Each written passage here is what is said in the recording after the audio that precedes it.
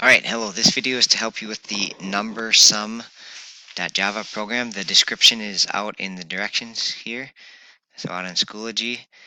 And you can see our goal here is to ask the user to enter a number or queue if they want to quit, and then keep a running total of all the values that they enter up until they hit quit. Alright, so that's the goal. And we're going to program up here in Eclipse. Again, I encourage you to try this on your own. Use this video more as a supplement to help. Watch part of it. Watch the parts that you get stuck on. So try and do as much you can on your own and use this to help.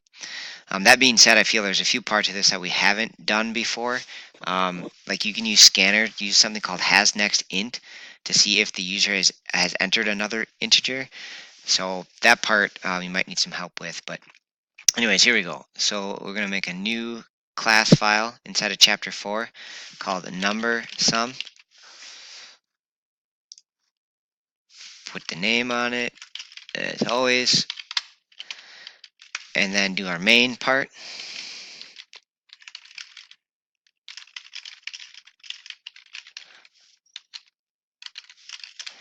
Okay, again, you can be typing this right along in Eclipse with me in your own little version of Eclipse. So type that in there. All right, make the scanner variable.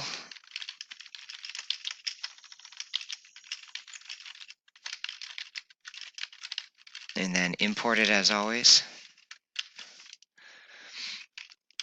Okay, and so we need to keep a running total of what they've entered. So if you think about it here, we need to create a sum variable. And the initial value, kind of think this through again. And we actually want to make it 0 and then add to it while they enter numbers. Okay, so the really neat trick here is, well, let's do an int, a number that they entered. Okay, and let's just set it to 0 for now. You could actually have no initial value here if you want. Maybe that makes even more sense. But the cool trick is you can do while the scan.hasNextInt. So basically that'll say as long as the scanner has another int in it, keep going. And so this loop will just keep going as long as they enter ints, and then it'll break once they don't enter an int. All right, so while it has the next int, we can set the number entered variable.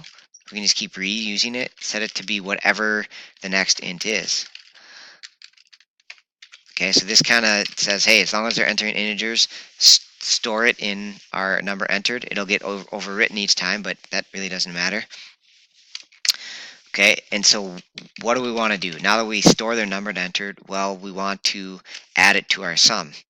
So we want the sum to be whatever our sum was before, plus the new number that they entered. Okay, and again, this loop will break once they no longer enter an int. And then at that point, I think the directions say, well, again, you can see if you can figure this out on your own, but the directions say is just to display the sum.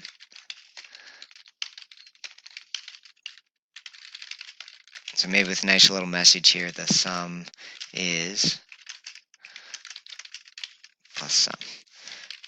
And so we can see if this can actually work here. I'm going to run it. Okay, so when I hit run, it seems like nothing's happening.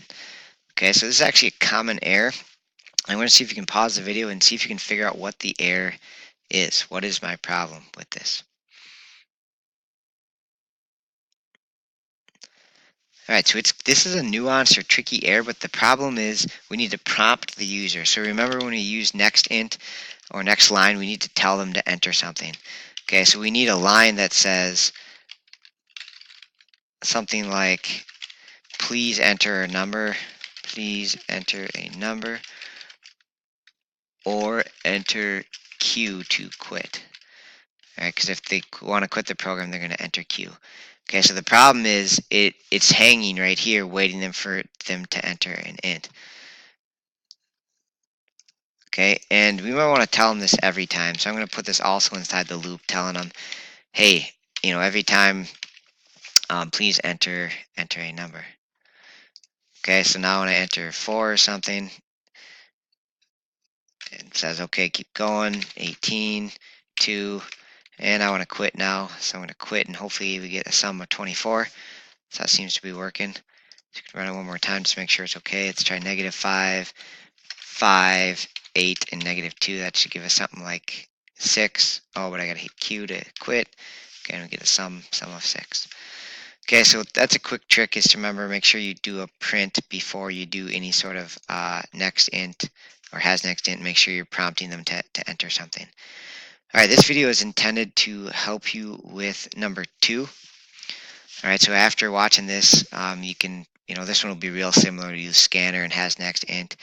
And so see if you can figure out this program too. Hopefully this video can help you, video and this code that you've created to help you as a reference. All right, thank you.